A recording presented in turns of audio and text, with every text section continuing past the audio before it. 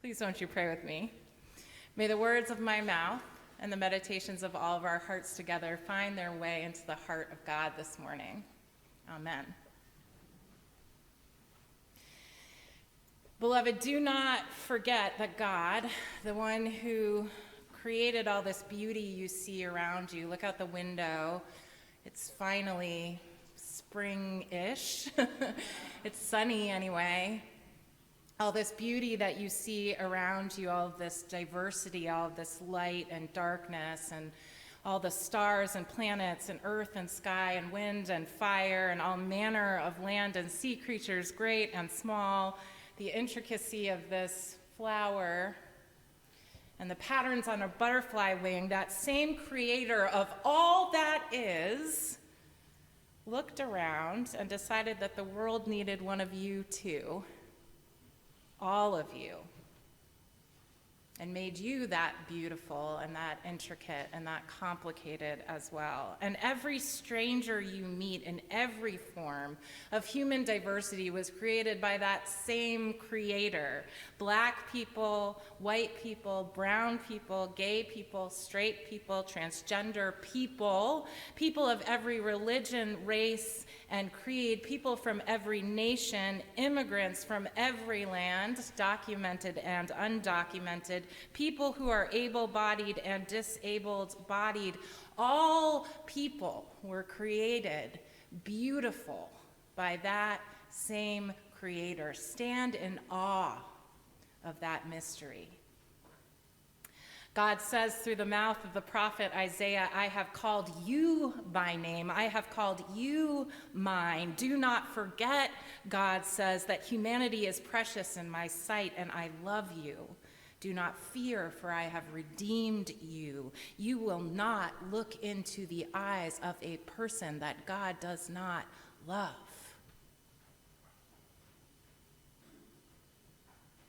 During the mid-6th century BCE, a significant event in Jewish history occurred, the Babylonian exile, where Judeans from the kingdom of Judah were forcibly relocated to Babylonia by the Neo-Babylonian Empire following the destruction of Jerusalem and the First Temple.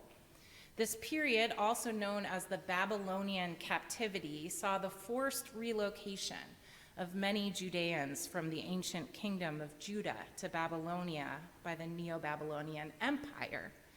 The deportations occurred in multiple ways and had a profound impact on the Judean people, leading to a period of crisis and a shift in their religious and cultural practices. After several decades, the Jews were allowed to return to Jerusalem by the Persian king Cyrus the Great, marking the end of the Babylonian exile. So the passage that we read today from Isaiah was written for the exiled Judeans in the mid-century BCE, just as the possibility of returning to the broken city of Jerusalem was reopening for them. So this part of Isaiah is therefore a book of hopeful poetry aimed at reminding the Jewish people of God's promise to love them, to be with them, to walk with them through flood and fire and famine, and to return them to their home. I have not just created you, I have and will redeem you, God says through the prophet in this passage that we read. The notion of Goel, or kin-person redeemer, is central to the poetry of Isaiah, and Goel is the word that they're using here when they say the word redeem, or redeemer, sorry. The Goel was a relative, the redeemer was a relative who was responsible for protecting, defending, avenging, and redeeming the members of an extended family. The first role of the Goel was to prevent and protect family members from violence, and the second was to redeem relatives from economic ruin. In other words, God believes all of humanity deserves protection from violence, an end to poverty, and that their liberty must be restored and returned to them. I will say to the north, give them up, and to the south, do not withhold. Bring my sons from far away and my daughters from the end of the earth. Everyone who is called by my name, who I created for my glory, whom I formed and made. Every last one. During Lent, we are learning how to be brave together using this book, This Here Flesh by Cole Arthur Riley, because this time in American history calls us to be brave. And today we are talking about wonder and awe. As we watch the United States government being dismantled piece by piece, starting with programs that help the most vulnerable, there is so much right now that demands our bravery and courage in the face of seemingly lawless empire. The ugliest parts of humanity are on full display. The stinky parts of humanity are on full display. Our Constitution is being treated like toilet paper to be flushed, and God-imaged people are being disappeared to prisons in El Salvador with no criminal charges or due process of law. Trump is now threatening to send American citizens to those same prisons. The Social Security Administration has been gutted, and seniors aren't getting their checks. The Department of Veterans Affairs cut 83,000 jobs, making it harder for veterans to receive health care and have access to the suicide hotline, and so on, and so on. It is evil, it is devastating, it is dizzyingly cruel, and it is dehumanizing. So, why are we taking time to talk about wonder and awe in the face of all that stinky, ugly stuff? Cole Arthur Riley says, when I speak of wonder, I mean the practice of beholding the beautiful. Wonder requires a person not to forget themselves, but to feel themselves so acutely that their connectedness to every created thing comes into focus. In sacred awe, we are a part of the story. So in the midst of all this, we must not forget ourselves and our part in this story as connected to all created things. We were formed and made by God. We must therefore turn our eyes away from all that destruction for a moment to savor what is beautiful. Not in the name of spiritual bypassing, but because the nation and the world depend on our wonder. Do you think our national parks are beautiful? Do you? Do you think our democracy is beautiful? Do you think our libraries and cultural institutions are beautiful? Do you think our diversity is beautiful? Do you think our humanity is beautiful? Do you think our planet is beautiful? Good. Good. Behold it. Stand in awe of it. Then do every single thing you can think to do to save it, lest it all be turned over into the hands of billionaires who seek to destroy it for profit and power. Behold what is beautiful. You cannot save what you do not love. Arthur Riley describes how wonder increases our capacity to love ourselves, our neighbor, and the stranger. Wonder, she says, includes the capacity to be in awe of humanity, even your own. It allows us to jettison the dangerous belief that things worthy of wonder can only be located on nature hikes and scenic overlooks. This can distract us from the beauty flowing through us daily. For every second that our organs and bones sustain us is a miracle. When those bones heal, when our wounds scab over, this is our call to marvel at our bodies, their regeneration, their stability or frailty. This grows our sense of dignity. To be able to marvel at the face of our neighbor with the same awe we have for the mountaintop, the sunlight refracting, this manner of vision is what will keep us from destroying each other. Amen? This congregation's work to restore the dignity in all humanity is the most beautiful thing that I can think of right now. On Friday night, I arrived at the confirmation retreat late at night, 10:30 p.m., to hang out with our teenagers and their leaders. Their leaders are sitting over here. Can we clap for Sophia and Kate and Jen Colburn?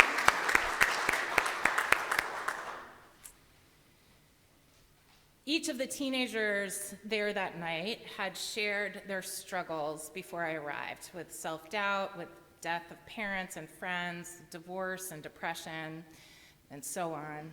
And these reflections were met with empathic listening and compassion. They affirmed for each other that when they pass through the floodwaters that attempts to drown them, they will not be alone. These were our confirmands, so if you were wondering why your teenager wasn't there, it's just because they're not in confirmation, so these are our confirmands. Then our confirmands were given questions such as, what do you think I need to know about myself? What do you see in me that you also see in you? What makes me brave? Questions like that. And the 10 youth and adults went around the room, each reflecting the beauty that they saw in each other.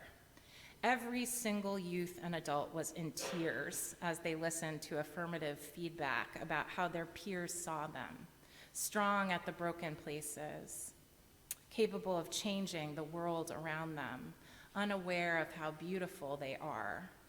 I watched as 14 and 15-year-olds affirmed each other's humanity with a tenderness I have rarely seen in any kid or adult, with a sense of connectedness to one another that I was so proud that this church has helped to nurture over many, many years. One by one, they said to each other, "You are precious in my sight, and you, and you. And here's how I see the beauty in you." And then on Thursday, well, actually, this was the day before, Aaron O'Connor called me to let me know that we have found a family of 4 Haitian refugees who are at the end of their allowed 1 year in the Worcester shelter system. Nearly 703,000 Haitians, 25% of whom are children, are internally displaced. The total is more than double the 2022 figure, making Haiti the country with the highest global displacements per capita due to crime-related violence. The families that we have been working with are here with temporary protective status from the United States government. Their status given to them by the Biden administration extends to February 2026, and in the meantime, they are all working toward getting citizenship so that they can be free from violence in their country. The family that we are sponsoring have a 6-year-old daughter and a 7-month-old baby boy. The dad has temporary employment right now, but has been hindered by the language barrier, speaking Creole with very little Spanish and English. And the mom was looking for work, but is currently staying home with that 7-month-old baby. The family has been a great family to work with.